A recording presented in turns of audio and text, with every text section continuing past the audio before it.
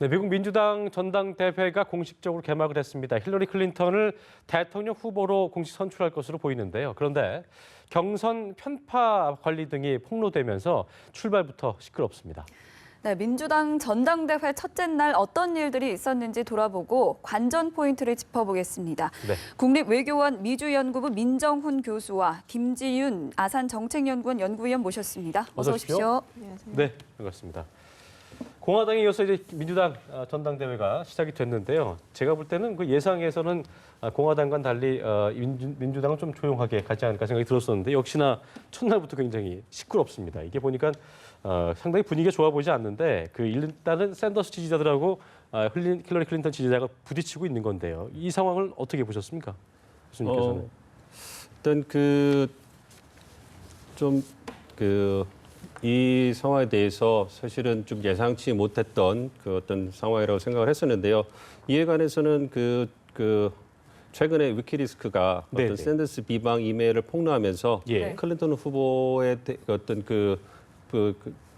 폭로하면서 이제 그 사건이 일어나게 되었는데요. 네. 그래서 저도 개인적으로 공화당 그 전당대회와는 달리 민주당의 전당대회는 좀 단합과 화합의 장이 되는 화려한 그런 쇼가 될 거라고 예상을 했는데 첫날부터 삐걱거리게 되면서 사실은 좀 어떻게 진행될까가 굉장히 흥미를 끌면서 또 좀 불안한 부분도 있지 않습니까? 네, 힐러리가 민주당 내에서도 그렇고요. 나아가 미국 내에서의 어떤 여론이 어떤지 모르는데 보통 분위기가 어떻습니까?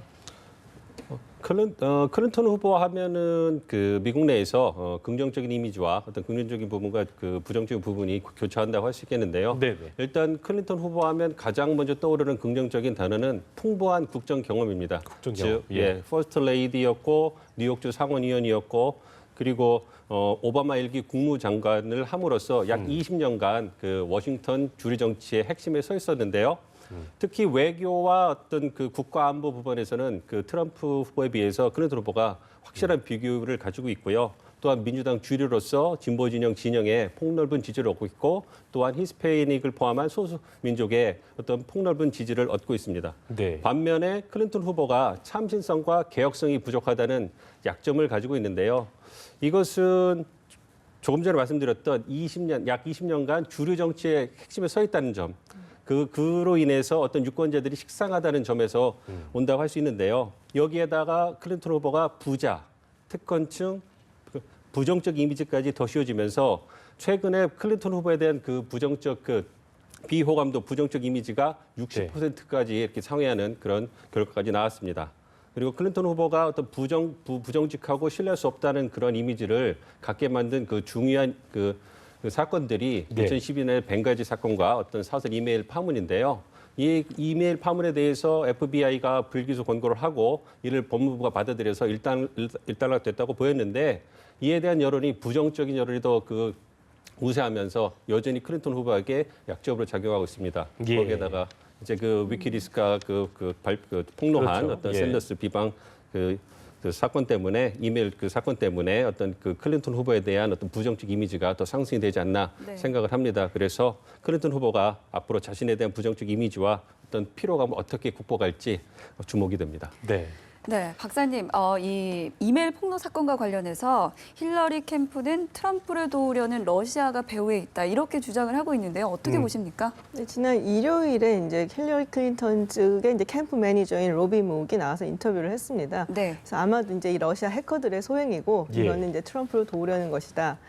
트럼프가 지난주에 뉴욕타임스하고 인터뷰를 했었죠. 그래서 인터뷰에서 나토 국가들에 대해서 제대로 잘 이행을 하지 않으면 우리 나토에서 손 뗀다. 약간 협박적인 발언도 했었고요. 또 그 전에 이제 다른 인터뷰에서는 이제 푸틴 대통령에 대해 상당히 좀 좋게 평가를 했어요. 뭐 속된 말로 하자면 상남자다, 진정한 지도자다, 이런 식으로 굉장히 칭찬을 좀 했었기 때문에 그 부분은 이제 겨냥을 해서 같이 이제 연관을 시키고 그리고 러시아 측에서 미국 대선에 개입을 하려는 것이다. 이런 식으로 좀 몰고 갔어요.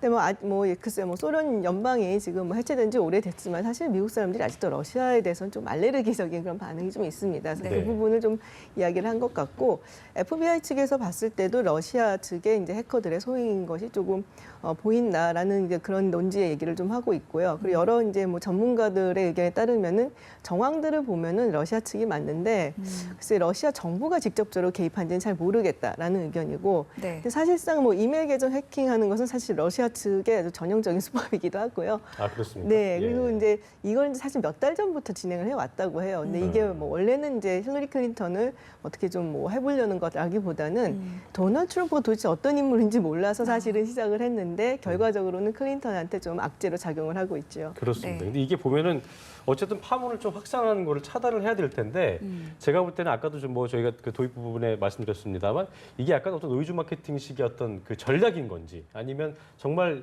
힐러리 클린턴한테는 치명적일 것인지 이 부분을 좀 짚어봐야 될 것 같습니다. 어떻게 보십니까? 제가 보기에는 전략 같지는 않아요. 그렇지 않아도 지금 이메일 때문에 굉장히 골치를 펴고 있는 힐러리 클린턴 측인데 네. 그리고 이제 지금 가장 큰 과제로는 이제 샌더스 그 지지자들을 규합을 해야 되거든요. 그런 면에서 봤을 땐 굉장한 악재죠. 그래서 본의 아니게 이런 일이 벌어서 굉장히 당혹스러울 겁니다. 예, 알겠습니다. 네. 그런데 공교롭게도 민주당 전당대회 첫째 날 연설자가 미셸 오바마와 그리고 버니 샌더스 상원 의원이었습니다. 근데 자신을 비방하는 이메일 폭로 사건이 벌어졌는데도 불구하고 샌더스 상원 의원은 힐러리를 지지했다고요. 대인배인 겁니까? 네. 대인배인가요? 예견됐던 일이고요. 네. 물론 말씀하신 것처럼 위키리스크가 이제 샌더스 비방 이메일을 폭로를 해서 어떤 좀 파문이 일고 있는데요. 이에 대해서 어떤 그 민주당 경선의 룰이 공정하지 않다고 주장해온 샌더스 지지자들이 네. 강하게 반발하고 힐러리 후보를 지지하지 않겠다고 시위를 하고 있는데요. 따라서 민주당이 얼마나 잘 이들을 달래가지고 당의 화합을 이끌어낼 수 있는지가 굉장히 중요한 이번 전당대회 변수로 등장을 했는데요. 네네. 이번 일에 대해서 샌더스 의원이 자기 자신이 어떤 그 실망은 하지만 그래도 우리가 더 큰 일, 즉 공화당 트럼프 후보를 이겨야 한다라는 그런 중요한 명제가 있기 때문에 단합해야 된다라고 그 지지자들을 설득을 했는데요. 샌더스 후보 의원의 어떤 이러한 반응은 그 여러 문제점이 있었지만 자신의 경선 패배를 깨끗이 인정을 하고 예. 이제는 본선 승리를 위해서 민주당이 단합해야 한다는 메시지를 보내는 것이라고 생각을 합니다. 예. 그 클린턴 후보가 자신의 정책 구상을 실현해줄 가장 최적의 적임자는 아니겠지만 또 트럼프 후보보다는 훨씬 좋은 낫다. 대안이 될 수 있으니까요. 네. 김준 박사님께 여쭤볼게요. 이게 샌더스 지지층은 아까도 저희가 리포트에서 확인했습니다만 클린턴 전 장관에 대한 지지를 유보하고 있대요. 그러니까 네. 이제 이 부분이 아무리 샌더스가 그 지지를 한다고 했어도 폭동이 일어나고 있고 폭동까지는 아니지만 항의 시위를 벌이고 있는 상황인데 샌더스가 좀 더 나서서 이렇게 그 지지층을 좀 더 설득해야 되지 않을까 싶은 생각이 드는데 그렇지 않으면은 그 힐러리가 이 논란을 극복할 방법이 있을까요, 실제로? 그래서 저 버니 샌더스 의원의 그 연설을 좀 봤는데 네. 마음이 아플 정도로 그래도 감동적으로 지지를 해주고 있더라고요. 그래서 그래요? 교수님 말씀하신 것처럼 굉장히 실망스러운 그런 결과였고 또 경선 과정이었지만 네. 그래도 이제 대의를 위해서 우리 합쳐야 된다. 힐러리 클린턴이 굉장히 좋은 대통령이 될 것이다. 그래서 자신의 지지자들을 이렇게 설득하는 그 와중에 이제 샌더스 지지자들이 이렇게 야유도 보내고 이랬습니다. 그렇지만 굉장히 열심히 해줬어요. 근데 지금 현재 이제 버니 샌더스 의원을 지지했던 지지자들 중에 약 3분의 1 정도가 아직도 남아있다고 합니다. 그래서 네. 자기들은 절대로 이제 힐러리 클린턴을 지지하지 않겠다라는 의견이 좀 있고 그리고 이제 지금 트럼프 대 클린턴 이렇게 양자 대결이 아니라 트럼프 클린턴 그리고 제3당 후보들이 또 있잖아요. 녹색당이라든지 자유당 그 후보들까지 다 합쳐서 대결을 봤을 때는 그 3분의 1의 샌더스 지지자들이 이 제3당 후보들로 이동을 하는 그런 모습을 조금 보여주고 있습니다. 그래서 그런 면에서 봤을 때 이 사람들이 전형적인 혹은 전통적인 민주당 지지자들은 좀 아니었다라고 보여지고 사실 선거가 있을 때 가장 중요한 전략 특히 이제 미국같이 투표율이 좀 낮은 나라에서는 부동층이라든지 아니면 다른 쪽에 있는 유권자들을 흡수해서 설득하는 것보다는 원래 자신들을 지지하거나 지지할 가능성이 좀 있는 약한 유권자, 약한 지지층 유권자들을 규합을 해서 혁표장으로 끌어내는 게 훨씬 더 중요합니다. 예. 그래서 이 3분의 1 남은 샌더스 지지자들을 흡수하려고 클린턴 쪽에서 무리수는 던지지 않을 것 같고요. 또 그 나머지 이제 3분의 2가 되는 이제 옮길 가능성도 훨씬 많거나 이미 옮긴 그런 지지자들은 아마도 이제 샌더스 후 의원의 그 연설도 있었고 또 여러 가지 설득이 있었기 때문에 클린턴 쪽으로 별 무리 없이 넘어가지 않을까 생각이 듭니다. 네.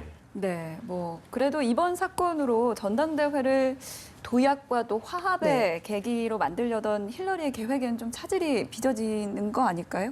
그렇죠. 뭐 사실 처음 시작부터 이런 일이 있어 놓으니까 예, 예. 그렇잖아도 뭐 기축 세력이니 뭐 그거에 반대하는 사실 지지자들이 이제 버니 샌더스 의원을 지지했던 사람들인데 그런 면에서 봤을 땐 굉장히 큰 상처죠. 그래서 전당대회가 이제 시작하면서 조금 뭐 불미스러운 일이 있었습니다만은 앞으로 이제 또 며칠 동안 진행되는 걸 보면은 어떻게 벌어질지는 또 봐야겠죠. 네. 자, 그럼 여기서 그 힐러리가 부통령 러닝메이트로 그 낙점한 우리 팀 케인 후보를 좀 저희가 알아봐야 될 텐데 상원 의원이고 일단은 굉장히 그 좀 밋밋하다, 어떤 모범생이다 이런 평을 받고 있는 것 같은데요. 일단 팀 케인 상원 의원이 어떤 인물입니까, 교수님?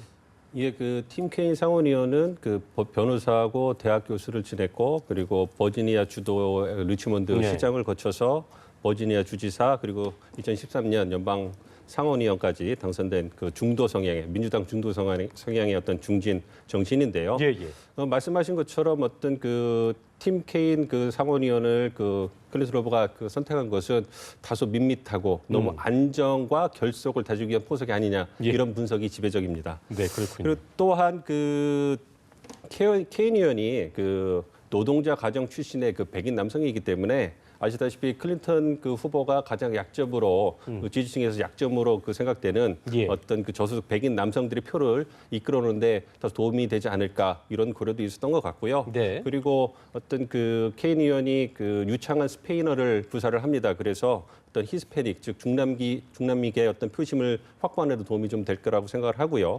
그리고 그 케인 의원이 중도 성향의 중진이지만 좀 밋밋하지만 공직선거 생활을 시작한 후에 선거에서 한 번도 진 적이 없기 때문에 그렇군요. 이번 선거의 경합주 중에 하나인 버지니아에서 어떤 그 유리한 고지를 점령하는데 클린턴 후보가 점령하는데 도움이 되지 않을까 이러한 고려도 있었던 것으로 생각을 합니다. 그리고 네. 마지막으로 네. 어떤 그 케인 그 의원이 화려하게 앞에 나서는 것보다는 묵묵하게 뒤에서 자기의 일을 하는 스타일이기 때문에 그리고 클린턴 후보와 오바마 대통령과도 좋은 관계를 유지하고 있기 때문에 네. 어떤 그 클린턴 후보가 당선 시에 클린턴 행정부에서 묵묵하게 클린턴 대통령을 그 뒤에서 받쳐주는 조력자 역할을 충실히 할 수 있을 거라는 그런 또 그 고려도 있었다고 생각이 됩니다. 네. 김 박사님 보실 때는 이게 버니 샌더스 의원은 좀 더 진보적인 부통령 뽑아야 되지 않았느냐 이렇게 네. 아쉬운 말을 했는데 중도 성향의 서민층을 좀 흡수하기 위해서는 샌더스 말처럼 그런 성향을 뽑았어야 되는지 아니면 지금 선택이 좋았는지 어떻게 보고 계십니까? 글쎄요, 뭐 케인 의원 같은 경우는 이제 말씀하셨던 것처럼 밋밋하지만 만년 부통령 후보였어요. 그러니까 네. 그만큼 사실은 뭐 여러 사람들한테 부통령 후보로 점지를 했을 때 큰 무리가 없는 사람이다. 그러니까 뭐 이렇게 막 무난한 사람. 그렇죠. 막 혁신적이고 뭐 이렇게 막 그렇지는 않지만은 그냥 큰 무리 없는 그런 사람이다. 이제 다만 지금 아마 문제가 조금 되고 논란이 되는 부분은 네. 이 케인 후보가 사실 TPP를 굉장히 열렬하게 지지를 하고 있습니다. 그렇죠. 예, 그래서 그 부분에서 아마 도널드 샌더스 지지자는 지금 반대하고 있는데. 그렇죠. 그러니까요. 그래서 도널드 트럼프 측에서 이제 아마 그 부분을 공격을 하지 않을까. 그래서 그 부분이 조금 우려되는 부분이긴 한데요. 애초에 사실 거론이 좀 많이 됐었던 엘자베스 워런 상원 의원 같은 경우는 일단 여자 티켓이란 것이 조금 부담스럽고 그리고 엘자베스 워런 상원 의원은 지금 떠오르는 정치 스타예요. 그렇군요. 그렇기 때문에 클린턴이 이제 대통령 후보로 나서고 워런은 부통령 후보로 나서면 약간 눌릴 수 있다라는 아하. 그런 좀 압박이 좀 있었던 것 같습니다. 그렇군요. 예. 네. 그리고 정책적인 부분으로 한번 들어가 보겠습니다. 민주당이 정강을 새로 발표했는데요. 역시나 보호무역 기조 강화에 초점이 맞춰져 있습니다. 또 오늘 트럼프가 미국의 세계무역기구를 탈퇴를 검토하겠다 뭐 이런 말까지 네. 했다고 하는데요. 힐러리의 경제 정책이 정확히 어떤 기조이고 또 예. 우리 경제에 어떤 영향을 미칠지 설명해 주시죠. 예, 이 부분이 저희 어떤 그쪽이 한국에 미칠 수 있는 가장 큰 영향이 될 수도 있고 가장 민감하게 받아들이는 그렇죠. 사안 중에 예. 하나인데요. 오늘 채택된 민주당 정책을 보니까 그 보호무역 기조가 강하게 나와 있었습니다. 원래 그 클린턴 후보는 자유무역 지지자였거든요. 이번 선거 전까지는. 그런데 이번 선거에 들어서 보호무역을 지지하는 버니 샌더스 후보가 어떤 그 돌풍을 일으키고 또 트럼프 후보가 네. 어떤 공화당의 그 후보로 당선이 되면서 선거에서 이기기 위해서 어떤 그 클린턴 후보가 보호무역 그 기조를 강하게 채택했다고 생각하는데요. 그래서 정강에 보니까 어떤 그 무역 협정에 대한 재검토와 그리고 또 환율 조작국에 대한 강력한 대응 등 어떤 강력한 보호무역 기조를 보여주었습니다. 따라서 그 클린턴 후보가 당선이 되면 뭐 제 생각입니다만 그 한미 FTA를 그때 무효하고 재협상하지는 않겠지만은 그래도 어느 정도 무역 마찰이 심각해지고 환율 조작 문제 등이 부각될 거라고 생각이 됩니다. 네. 따라서 저희 입장에서는 그 내수 활성화라든지 어떤 통상국 다변화 등의 어떤 그 다양한 조치를 통해서 철저히 대비하는 게 필요하지 않을까 이렇게 생각을 합니다. 자, 김 박사님, 힐러리의 외교안보 정책 기조는 그 트럼프와 비교하면 좀 어떤 부분 좀 다르다고 볼 수 있을까요? 일단 한미 동맹을 굉장히 강조를 하고 있죠. 사실은 이제 힐러리 클린턴이 그 아시아로의 회귀 혹은 이제 뭐 재균형 정책의 기수라고 할 수 있습니다. 그래서 오바마 행정부가 2기로 넘어가면서 존 캐리 국무장관이 들어오면서 약간 그 뭐랄까 방점이 중동 쪽으로 옮겨간 감이 좀 없잖아 있긴 한데요. 힐러리 클린턴 같은 경우는 그냥 자서전을 봐서도 그렇고 굉장히 그 동북아시아를 중요시하고 특히 중국에 대해서 견제를 해야 된다는 생각을 공고하게 갖고 있고요.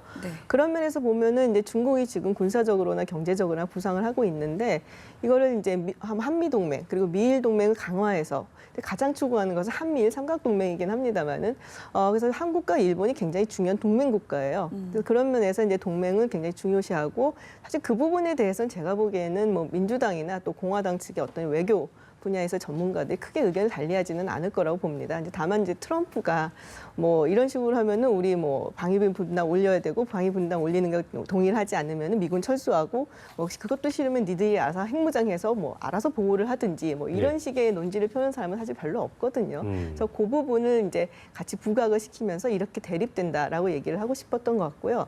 제가 보기에 이제 또 굉장히 흥미로웠던 것은 이제 인권 부분이에요. 북한 이제 국민들은 인권에 대해서 얘기를 했는데 이게 이제 아마도 공화당 정강에서 그 노예 국가라고 표현을 하면서 인권 부분을 좀 건드렸던 것. 그렇죠. 그리고 최근 들어서 이제 미국이 북한 인권에 대해서 상당히 얘기를 많이 하고 있고 얼마 전에 이제 미국 국무부가 의회에 북한의 인권 보고서를 제출하기로 했습니다. 그리고 힐러리 클린턴 자체가 워낙에 인권 문제에 관심이 많은 사람이에요. 그래서 아마도 이제 그 인권 부분에 대해서 그래서 더 강조를 한 것 같습니다.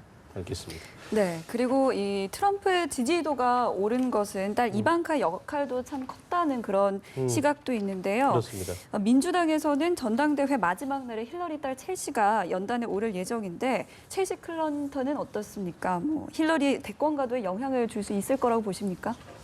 글쎄요, 사실은 그 공화당 전당대회에서 반짝 스타가 된 어떤 그 이방카 트럼프의 어떤 그 모습을 보면서 어떤 첼시가 또 어떤 트럼프 후보의 어떤 그 지지율에 어떤 큰 영향을 주지 않을까 이런 전망이 나오고 있는데요.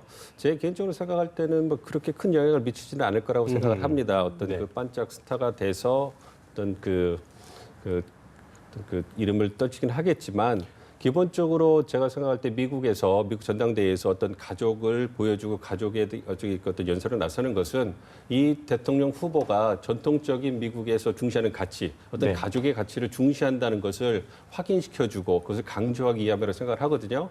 그렇지만 이번 경우에는 이방카 트럼프와 어떤 첼시 클린턴이 어떤 각별한 사이라는 점을 볼 때 어떤 그 둘의 미묘한 신경전이 있지 않을까 또 생각을 합니다. 그래서 어떤 그 첼시의 어떤 그 어떤 연설이 어떤 그 엄마인 클린턴 후보의 어떤 지지율에 직접적인 영향을 미치지 않더라도 어떤 그 이방카 트럼프가 보여줬던 그런 화려한 모습에 비해서 첼시 어떤 클린턴이 보여줄 어떤 또 다른 모습을 지켜보는 것도 굉장히 흥미로운 부분이 아닐까 생각합니다. 알겠습니다. 전당대회가 이제 시작했기 때문에 어떻게 또 흐름이 진행될지 저희가 좀 관심을 갖고 지켜봐야 할 것 같습니다.